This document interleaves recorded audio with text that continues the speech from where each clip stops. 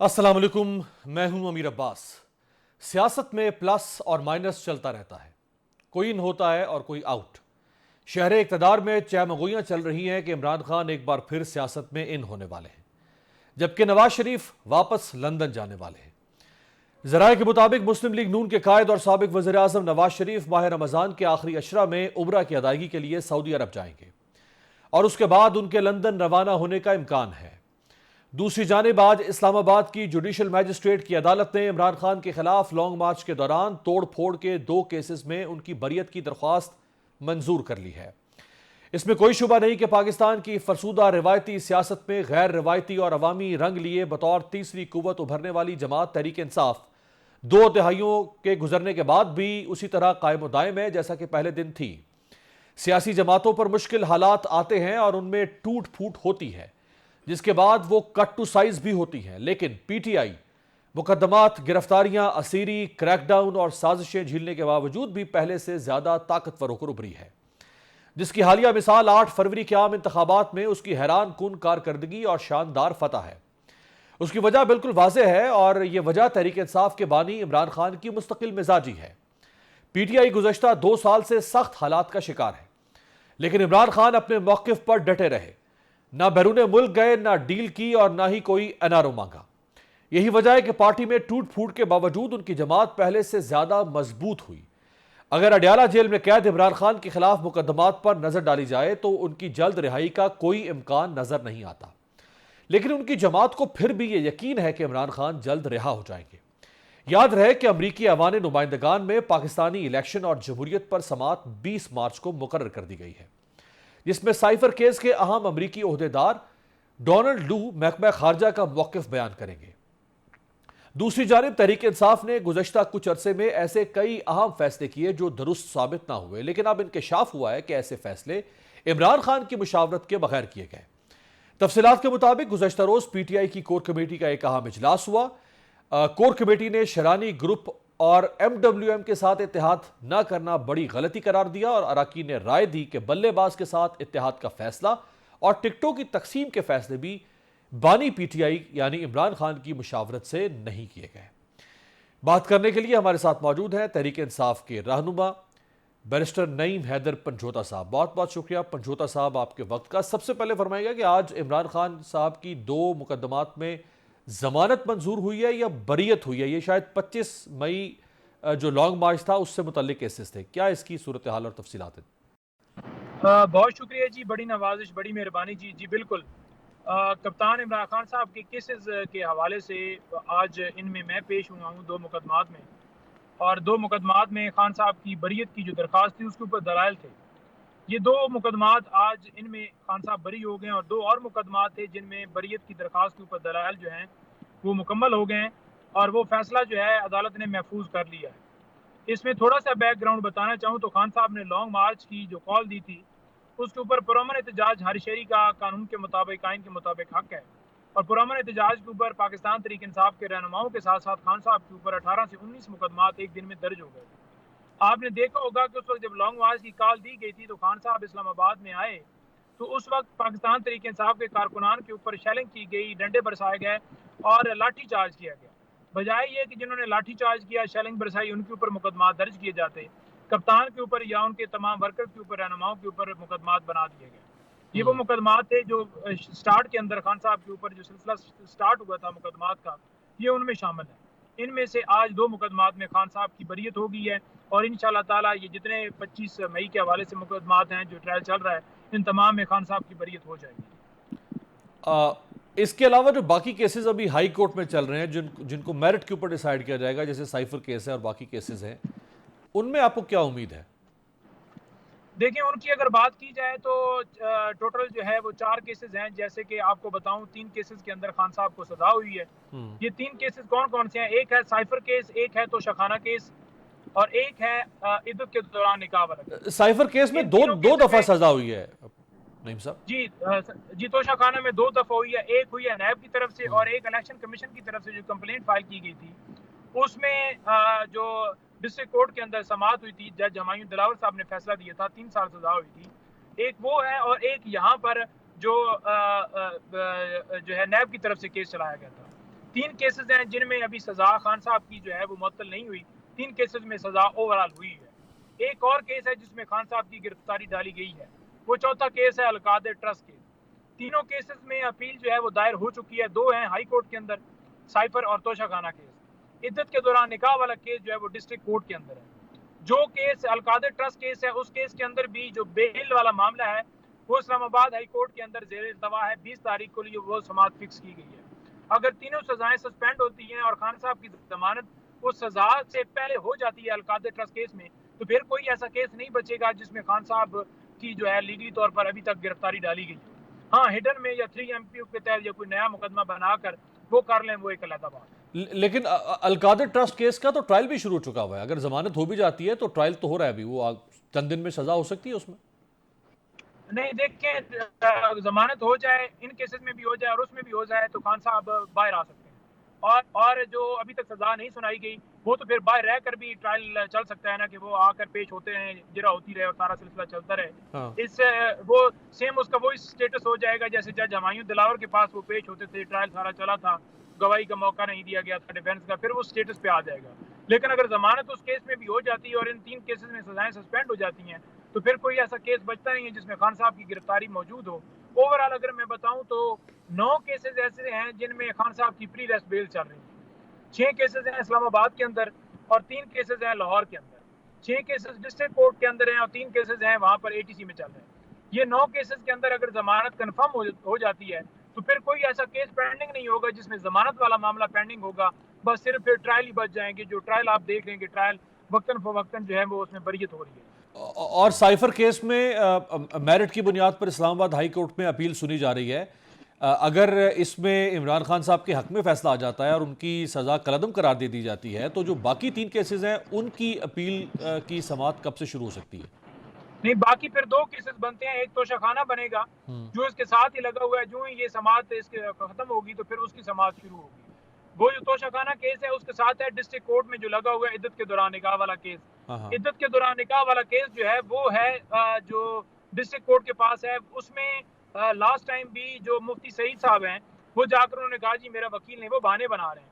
Otherwise उसके ऊपर भी जो इब्तदाई आर्गुमेंट्स हैं वो हमारी तरफ से हो चुके हैं। उस केस में भी पंजोता साहब ये फरमाएगा, पंजोता साहब ये फरमाएगा कि उस केस में भी इद्दत वाले केस में सजा के खिलाफ आपने अपील दायर की हुई है सेशन कोर्ट में?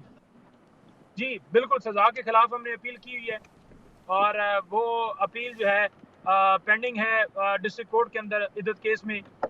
उसमें अपील जो की हुई है उसके ऊपर ही मैं आपको बताया कि मुफ्ती सईद साहब रोजाना बहाने बनाते हैं, तैयारी नहीं है जी, वकील नहीं है जी, ये नहीं है जी, वो नहीं है जी। राइट। अब जरा पार्टी के अंदर जो फैसले हुए हैं कोर कमेटी की मीटिंग में कल, उसमें क्या कुछ ऐसा भी तय पाया है कि जो मौजूदा क़यादत है वो अब अकेले फैसले करने की मजाज नहीं है और अहम फैसले बाहमी मुशावरत से होंगे और इमरान खान साहब की हतमी मंजूरी से मशरूत होंगे, ऐसा कुछ फैसला हुआ है?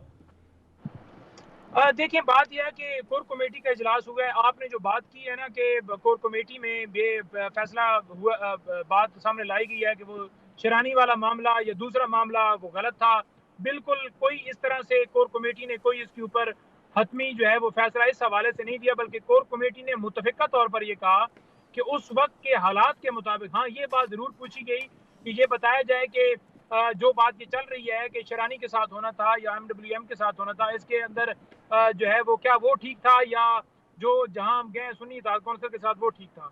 तो उसके ऊपर जब मुकम्मल ब्रीफिंग दी है बैरिस्टर गौर साहब ने और उन्होंने बताया है कि ये चीज़ें थी, हमें तो पता था, और उन्होंने जब सारा एक्सप्लेन किया है, जिस शख्स को नहीं पता था, ये जो समझना चाह रहा था मौजूदा सारी स्टेटमेंट्स के आने के बाद कि क्या वाकई ऐसा हुआ है, तो उसके ऊपर उन्होंने बताया। उन्होंने कहा कि उस वक्त के मुताबिक ये जो फैसला हमने किया था खान साहब के साथ मुशावरत के साथ किया था और यही फैसला बनता था, यही फैसला ठीक था और इसके मुताबिक जो 8-10 लोग मेन हमारे सीनियर लीडरशिप है उन्होंने सब ने बैठ कर ये तय किया था और ये ठीक था। नंबर 1। पंजोता साहब, आप इतने वकील इस वक्त पार्टी में हैं, सारे वकील छाए हुए हैं पार्टी में, तो ये तो सबको नजर आ रहा था कि अगर आप MWM में जाएंगे तो आपकी मखसूस नशिस्तें इस बुनियाद पर तो कम अज कम मुस्तरद नहीं की जा सकती, आपसे नहीं छीनी जा सकती कि आप एक ऐसी पार्टी में जम हो रहे हैं जो पार्लिमानी पार्टी नहीं है।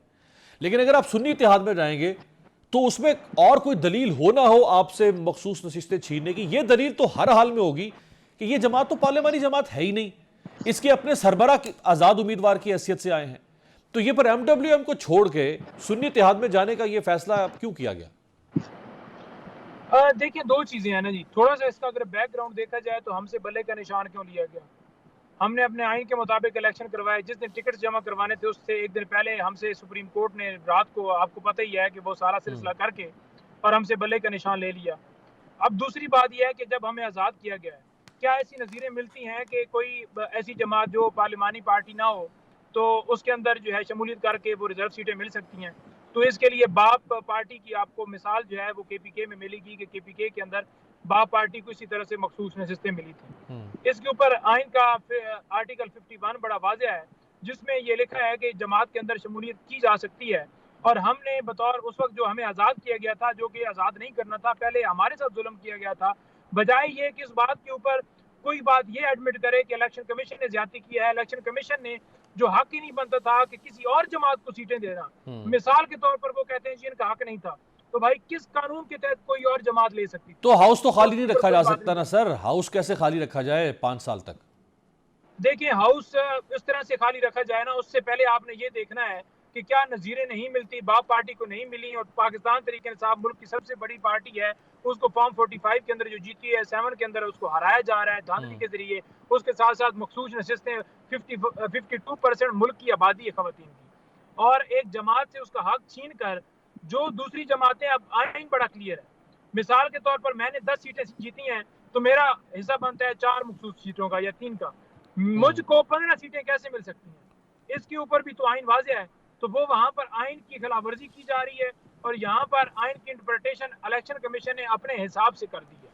ठीक है, मैं ये समझता हूँ कि इस वक्त जो सूरत हाल ये है कि जो सीटें हमसे ली गई हैं वो फौरन पाकिस्तान तरीके इंसाफ की खवातीन जो मखसूस और जो अकलियत की हैं वो उनको वापस की जाएं, और जो दूसरी जमातों को दी गई हैं उनसे उनका जिस कोई तरह हक आप नहीं, और जो जिस तरह आप हैं मांग रहे वो हैं भी वापस किया जाए। समझौता साहब, जिस तरह आप मांग रहे हैं सीटें, इस तरह तो मांगने से इलेक्शन कमीशन गुनाह भी वापस नहीं करेगा, तो आपको सीटें कैसे वापस कर देगा?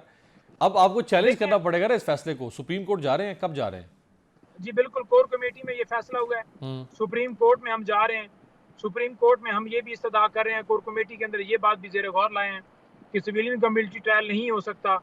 कोर कमेटी ने ये बड़ा इसके ऊपर तशवीश, गहरी तशवीश का इजहार करते हुए ये कहा है कि सुप्रीम कोर्ट को सही। बड़ा वाज़ेह तौर पर वो पटिशन फिक्स करनी चाहिए, क्योंकि पहले फैसला आया था कि सिविलियन का मिलिट्री ट्रायल नहीं हो सकता था, तो उस ऑर्डर की इम्प्लीमेंटेशन की जगह के ऊपर वहाँ पर सुप्रीम कोर्ट में वो जो ऑर्डर था उसको चैलेंज किया गया था, और उसको ख़त्म करवाते हुए फ़ौरन ही वो आपको आपके सामने स्टे लेकर वो फ़ौरन दे दिया गया था कि आप इसका ट्रायल जो है कंक्लूड कर सकते हैं, फाइनल फैसला नहीं दे सकते। सही है।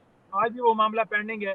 इसके साथ रिजर्व सीटों वाला मामला है, जो धांधली की गई है, मैंडेट के ऊपर डाका डाला गया है, वो पेंडिंग है। तो ये सारी चीजें हैं जिसके ऊपर हम बड़ा गहरे तशवीश का इजहार करते हैं, और खान साहब भी इसके हवाले से बड़े कंसर्न। बहुत बहुत शुक्रिया, बहुत बहुत शुक्रिया। नईम हैदर पंजोता साहब, पाकिस्तान तरीके इंसाफ के रहनुमा, इमरान खान साहब के वकील हमारे साथ मौजूद थे। एक ब्रेक पर जाते हैं, ब्रेक से वापसी पे पाकिस्तान पीपल्स पार्टी का मौक़िफ़ हासिल करेंगे।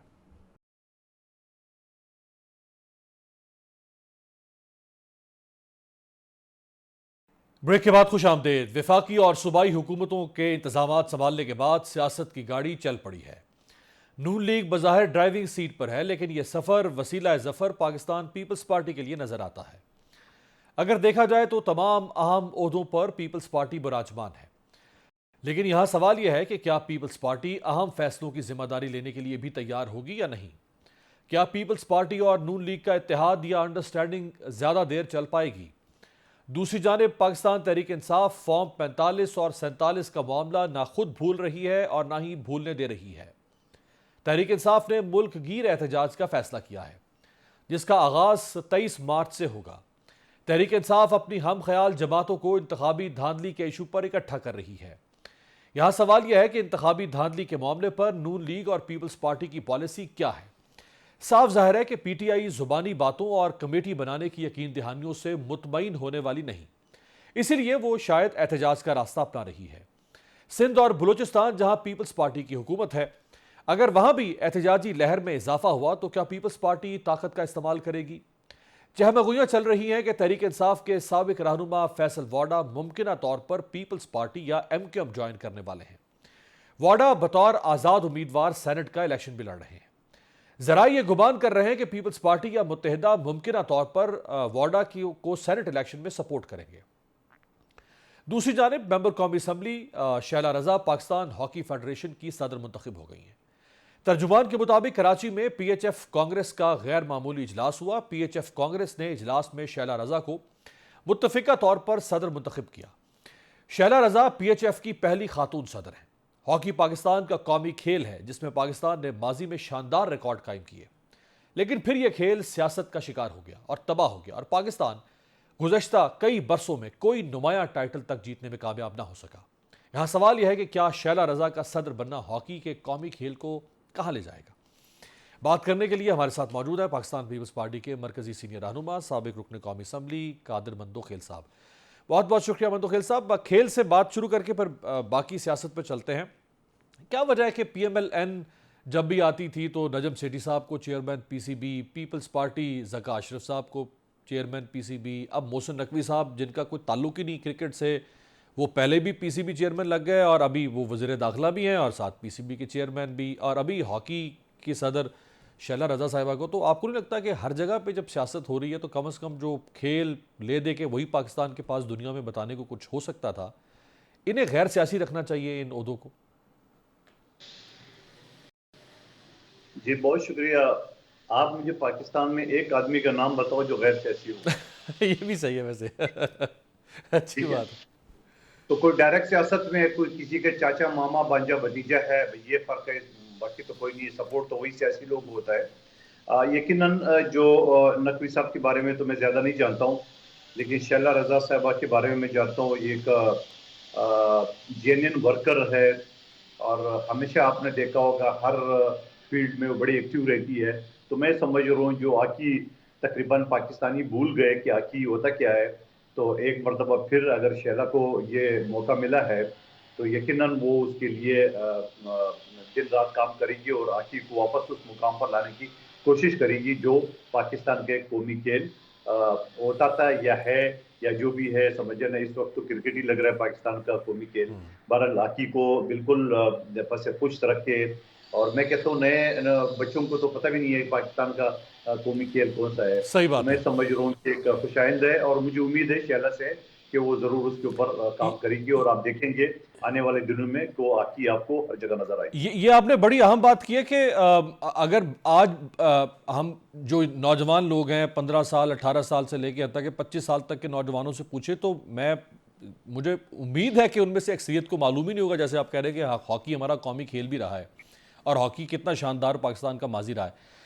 मुमकिन है वो बहुत अच्छे तरीके से चलाएं इसको बतौर सदर, पहली खातून सदर हैं, लेकिन बहुत सारे मामला जब सियासत की नज़र है तो खेलों में अगर ये सिलसिला शुरू हो जाएगा तो फिर हर खेल ही सियासत की नज़र हो जाएगा। हर पार्टी आएगी वो अपने लोगों को सियासी ओहदे देना शुरू कर देगी खेलों में।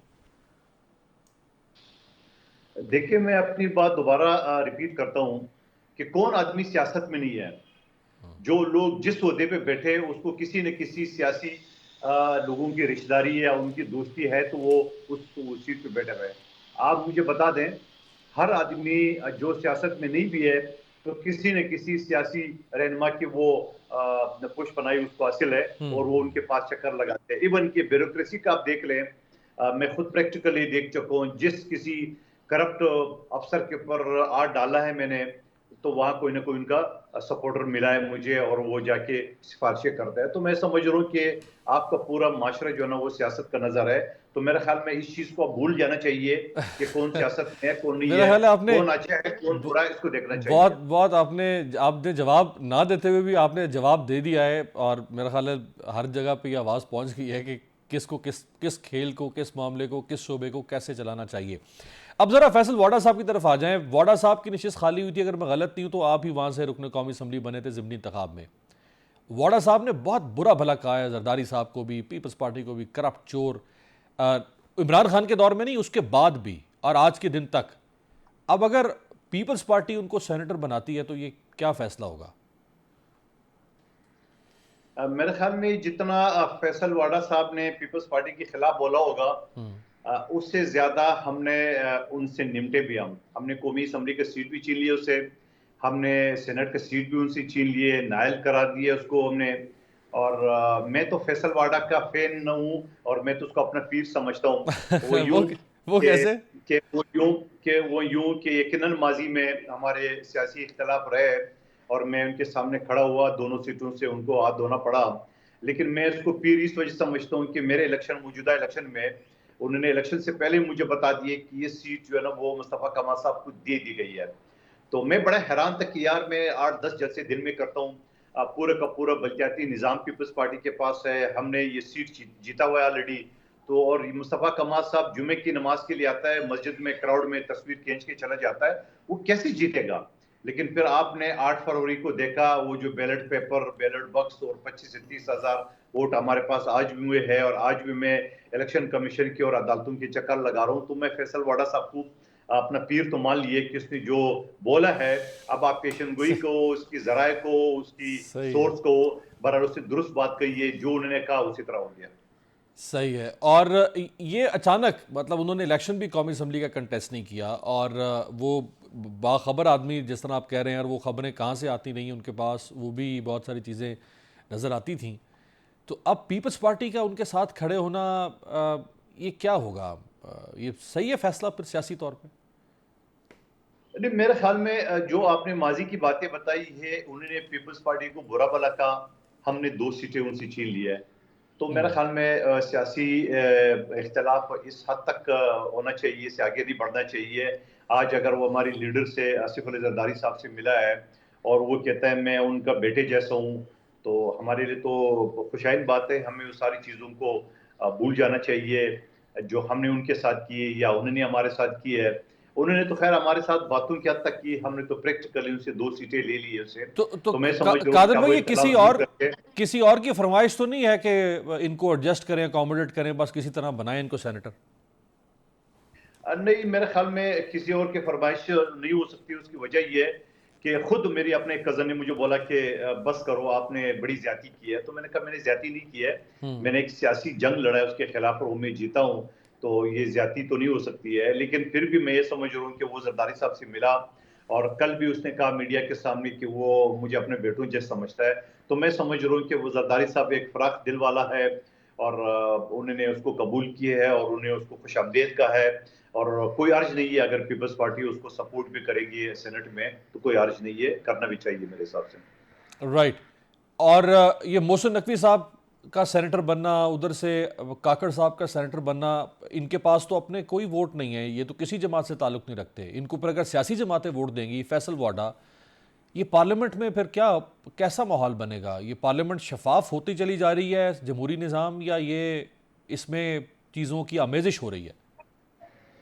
देखिए, मोहसिन नकवी साहब की अगर मैं बात करूं, आपको याद होगा माजी में पीटीआई वाले या मुखालफिन ये कहते थे कि वो जरदारी का मुंह बोला बैठा है। जरदारी तो साहब ने खुद कहा है वैसे वो भी। मुंह पे, ठीक है ना, मुंह बोला बैठा है। और मैं एक बात आपको जरदारी साहब के बारे में कहूंगा कि जब भी मैं उनसे मिला हूं तो कभी उसने मुझे नाम से नहीं पुकारा, मंदोखेल, कादर, कुछ नहीं बोला। हर मर्तबा उसने बेटा करके पुकारा है। और इस तरह मरियम नवाज साहबा को भी बेटी के नाम से वो पुकारती है, और हर किसी को पुकारते हैं। मैं सिर्फ अपनी और मरियम बीबी की बात नहीं कर रहा हूँ। तो इसी तरह जब उसने नकवी साहब के बारे में कहा तो वो एक पतंगड़ बना दी है अपोजिशन ने। लेकिन अभी जो वो आया तो वो तो मुस्लिम लीग नून की काबीना में आया है। अभी तो अगर वो सेनेट के इलेक्शन लड़ रहे हैं तो मुस्लिम लीग नून की तरफ से लड़ रहा है। तो कम से कम वो बातें पर लोगों को तो नहीं कहना चाहिए कि पीपल्स पार्टी का आदमी है या जरदारी साहब का मुंह बोला बैठा है। तो वो सारी चीजें तो अपवाश हो गई है। सही। बाकी जो काकड़ साहब की आपने बात की है, काकड़ साहब की भी अपनी खिदमत है, इसमें कोई शक नहीं है, अच्छा आदमी है। और लेकिन मैं समझ रहा हूँ कि सेनेट का चेयरमैन बनेगा यूसुफ रजा गिलानी साहब, क्योंकि हमारी अक्सरियत भी है, और उनको कौमी असम्बली से जो उसने सीट बड़ा टफ मुकाबले के बाद जीता है और वो सीट उससे छुड़वा के और सेनेट में लाया, तो मैं कंफर्म आपको कह सकता हूं कि वही सेनेट के चेयरमैन होगा, कोई और नहीं होगा। और ये फॉर्म 45-47 आप खुद इलेक्शन, आप कहते हैं आपको हराया गया, आप खुद विक्टिम हैं। तो अब तहरीक इंसाफ 23 मार्च से शुरू करने जा रही है मुल्क गिर एक एहतजाजी तहरीक। वो कब तक चलेगी, क्या उसकी नौयत होगी, वो तो वाज़ेह नहीं है।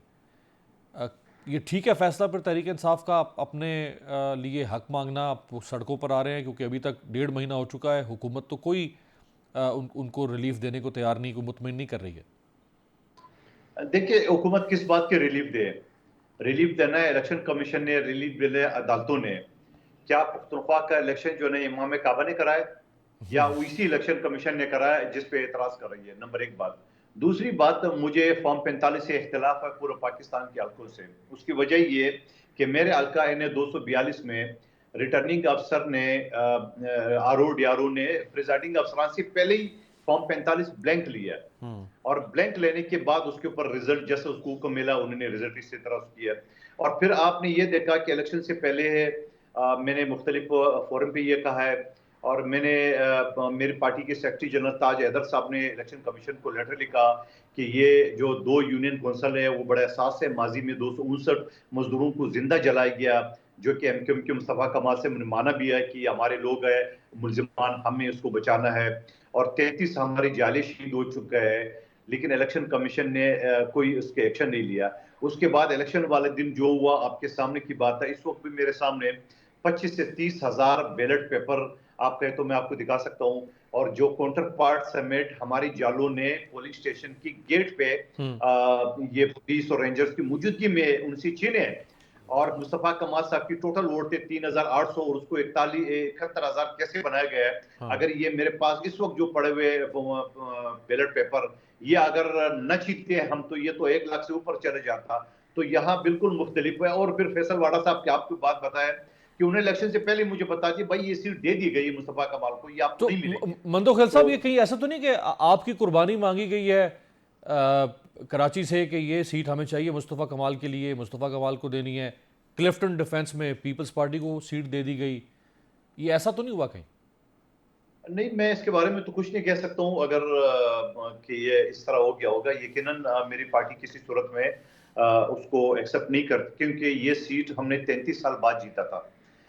2021 में ज़मीनी इंतखाबात में जब मैं आया था तो ये 33 साल बाद पीपल्स पार्टी को ये सीट मिली है। तो मैं नहीं कह सकता हूँ कि पीपल्स पार्टी ये सीट दे सकती है, क्योंकि ये एक बड़ी पुरानी हमारी ख्वाहिश थी और हमने हासिल कर लिया है वो सीट। मगर उसके बाद शायद मुस्तफ़ा कमाल की जिद हो सकती है, क्योंकि पिछले ज़मीनी इंतखाबात में उनको मैंने चौथे नंबर पे छोड़ा था, PTI को छठे नंबर पे छोड़ा था। तो शायद उसकी जिद थी कि ये जो मेरे साथ कादिर खान मंदोखेल या उनकी जालों ने किया है तो मैं उसको बदला लूं इस जालसाजी के जरिए। और अब मैं देख रहा हूँ लोग शिकायतें कर रही है, मुस्तफ़ा कमाल को मैं देखूंगा। और मैं ये भी आपके तौर से कहूंगा मुस्तफ़ा कमाल के साथ हमारी कोई हमदर्दी है न हो सकती है, क्योंकि इसने मेरे सदर आसिफ अली जरदारी साहब को वोट भी नहीं दिया सदारती। और वोट देने से पहले जिस तरह वो शर्तें लगा रहा था, जिस तरह कर रहा था, तो वो सारी चीजें तो खालिद मकबूल सिद्दीकी ने मान ली है। उस वक्त भी ये प्रेस कॉन्फ्रेंस में मौजूद नहीं था, वोट वाले दिन भी मौजूद नहीं था और उस दिन से लापता है, मीडिया में आ भी नहीं रही है, आ भी नहीं रहा है। लेकिन मैं तो उसको देख रहा हूँ और हल्के में मैं मौजूद हूँ और मैं देखूंगा आइंदा 5 साल अगर वो पूरे करते हैं तो वो क्या डिलीवर करते हैं। तारे तोड़ के लाता है। बहुत बहुत जो मैंने तरक्याती काम किया है तो 33 साल में किसी ने नहीं किया है और मैं दावे के साथ कहता हूं कि मुस्तफ़ा कमाल साहब भी नहीं कर सकेगा। बहुत बहुत शुक्रिया कादिर मंदोखेल साहब, साबिक रुकन कौमी असम्बली पाकिस्तान पीपल्स पार्टी हमारे साथ मौजूद थे। एक ब्रेक पे जाते हैं, ब्रेक से वापसी पे पाकिस्तान की मुआशी सूरत हाल क्या है आपके सामने रखेंगे।